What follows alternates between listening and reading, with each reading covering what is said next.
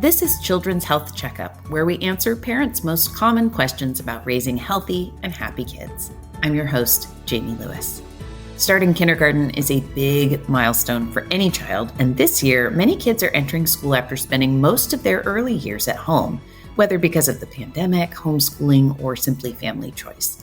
Today, we're talking with Marjorie Brown, Behavioral Health Care Manager at Children's Health, about how parents can help their children adjust from home to classroom. Hello, Marjorie. It's great to be chatting with you. Hi, it's great to talk to you. Thank you. So many young kids starting kindergarten this year have spent most of their early years at home. What kinds of challenges might that create for them in the classroom? Yeah, so with kids spending the majority of their time at home before going to school, you may see some anxiety, some stress related to being away from their parents or caregivers all day. Definitely some tears that first week. So the first really month is a big adjustment for them as far as their just day to day and being around more people. Well, maybe beyond those initial couple of weeks, what are some signs a child might be having trouble adjusting to the school environment in general? Yeah, so usually they should be able to self-regulate after a certain amount of time. So if they're crying, sad, anxious going into class, that's perfectly normal. By the first hour or so, they should have readjusted and been able to be in the classroom and be calm and ready to learn. If you find that your teacher is telling you that the child was dysregulated all day or even really half of the day, that may be a sign that they're having trouble adjusting. Or if by maybe October, they're still having some trouble getting into class or going to school, that may also be a big sign that they're having more than typical trouble adjusting to going to school. How can parents help their child cope if they've never spent much time away from them before?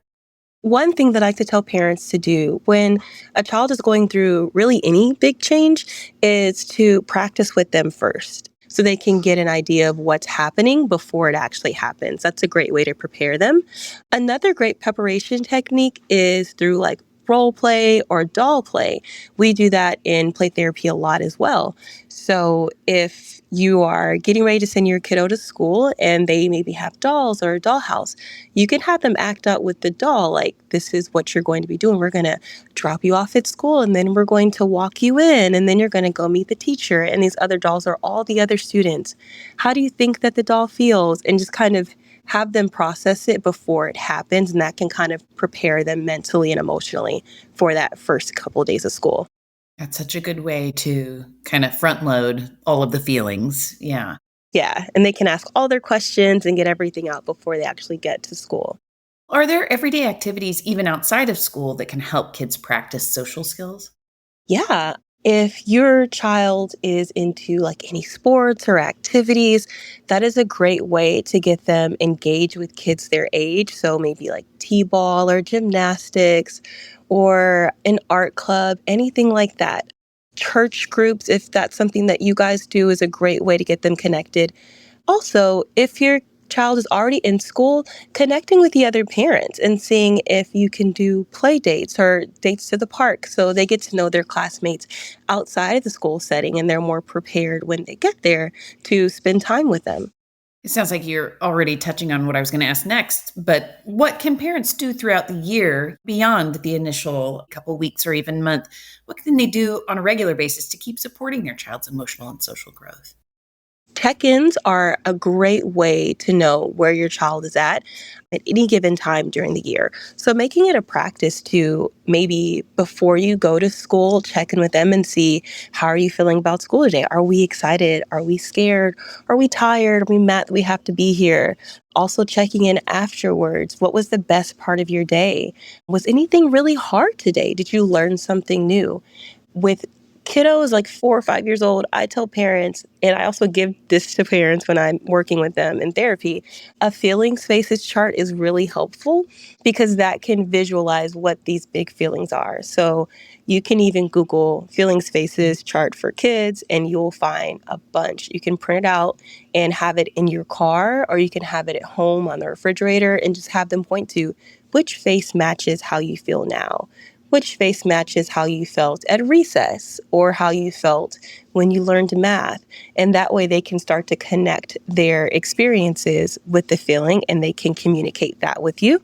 And then you can attend to what's going on. So if you start to notice that they say recess, they're always feeling scared or sad. Maybe they're having a hard time connecting to the other kids or something's going on during recess that's making them upset. And you can follow up with the teacher to see what's happening. Okay. Well, what other advice would you offer parents who want to support their child's transition from home to classroom, whether their child was a pandemic era baby or simply homeschooled? I would definitely recommend connecting with their teacher first so you can talk to the teacher, get a feel for their personal teaching style, and you can also let the child know, hey, I met Miss such and she's so great. You guys are going to have so much fun. Really hyping up the school experience is going to be key and making them feel really excited about it. This is a great thing that we're doing. You're getting to learn. You're going to be a big kid. And then when you get done, you get to come home. That first few weeks of school, I always recommend letting them come home and just kind of decompress, giving them that space to relax, get all any extra energy out that they may have, and talk to you about what their experience was, and also just creating some routines. Every Friday, we want to go to the store and pick out a treat, or if every Friday we want to go grab some pizza or something like that, something that makes them excited about school and about just the process of their routine. That makes sense. Well, Marjorie, thanks so much for talking with us today. Of course, yeah. Thank you for listening to Children's Health Checkup. If you found this podcast helpful, please rate and review or share the episode, and please follow Children's Health on your social channels. For more information on how to support your child and their mental health, please visit childrens.com/mental health.